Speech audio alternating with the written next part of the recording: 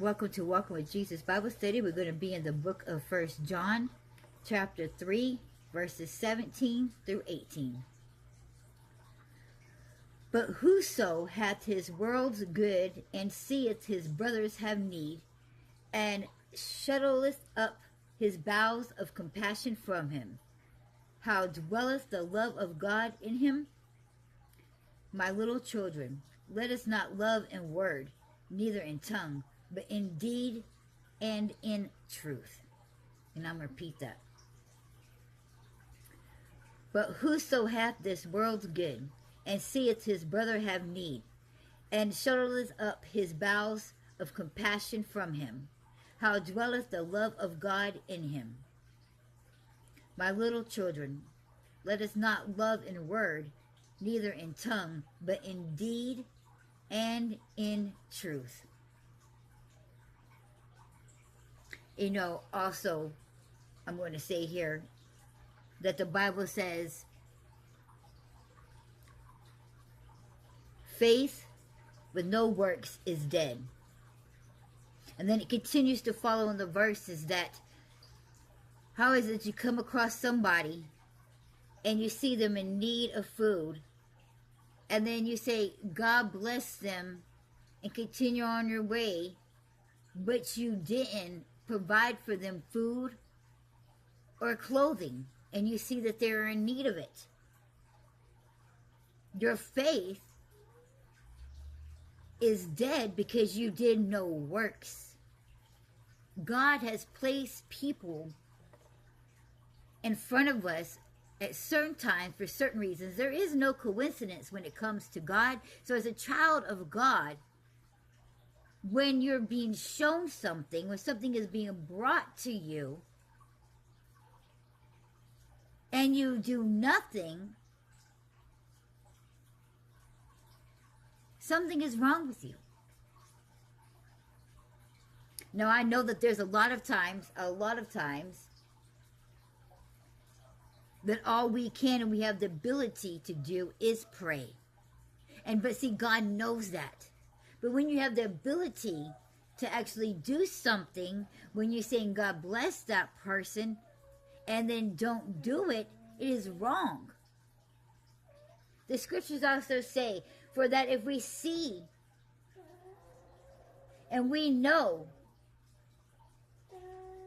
to do something and to not do something that it was right is a sin when we don't do it. Because we know it's good and we know it was right, and yet we refuse to do it. It is a sin. Just like the saying goes, with great power comes responsibility. As a child of God, you need to be Christ-like, and you need to have the characteristics of Christ, and you need to have compassion, and you need to be a doer of the word and just not a hearer of the word. Whether it be your neighbor, your stranger, a family member, an enemy, we need to make sure that we have compassion as Christ has had compassion on us. Boss, calm it down, boy.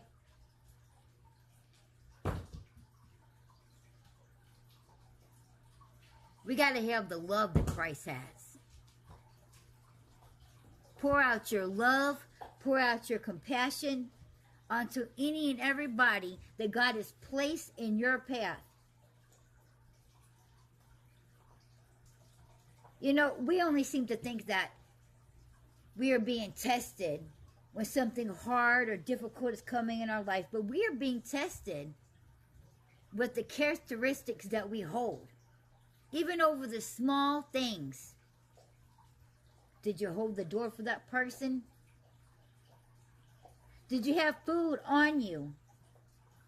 Whether it was you just bought it for yourself and you know you was going to eat it, then you will come across somebody who is starving and hungry, knowing that you can feed yourself later, and you didn't give that food to that person because like, no, I just bought it, this is mine, and I won't be able to eat again until I get home today. The point is you get to eat later that day when you get home. God is testing you on your characteristics, on what you do, for what he places in front of you. It's character building. He's shaping you. He's molding you to be Christ-like, to be a mature person, to have compassion for those in need. Beware of entertaining strangers, because those you may have entertained angels. You got to be careful. You got to be aware of what God is placing in front of you, what He's asking you to do, what is in your heart. Have compassion. If you don't, does the love of God dwell inside you? For how can you be a Christ follower? How can you be a Christian and don't have compassion and don't have love?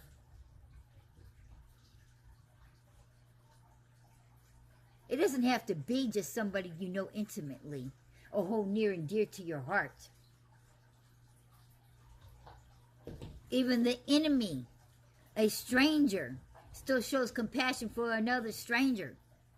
So how can you, being a child of God, not have compassion on the other strangers? You see it all the time.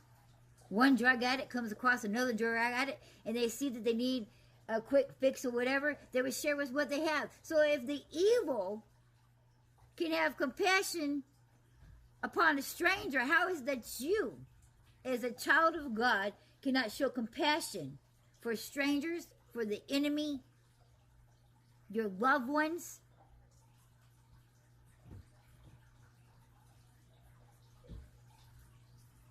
Your characteristic is being tested, is being molded. Pay close attention to what God is placing in front of you, and when He places in front of you, He is watching to see what you would do. To see if you obey His commandments of having compassion on those who are in need. There should be no poor man among you. There should be no, if you're a widow, there's even somebody in your, there's a lot of people who have a lot of money. And they have family members who are poor. And it's like, oh, well, that's their problem. But God, in His commandments, says that it should not be so. That you should help out your family member. Now, I get it. There's some family members that take advantage. And you've already done that. Know your limits. Know when to say no. Don't let them run over you. Don't let them mistake your kindness for weakness. Move on and carry on. You can only do so much. Give it to God. Go to God if they seem that they're overtaking and overpowering you with their greediness. And if somebody's helping you, know when to get up and start helping yourself. Do not overtake.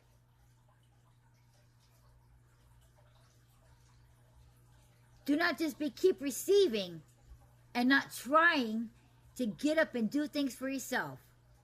Do not be receiving and not give back, for it is better to give than it is to receive. Have compassion, my friends.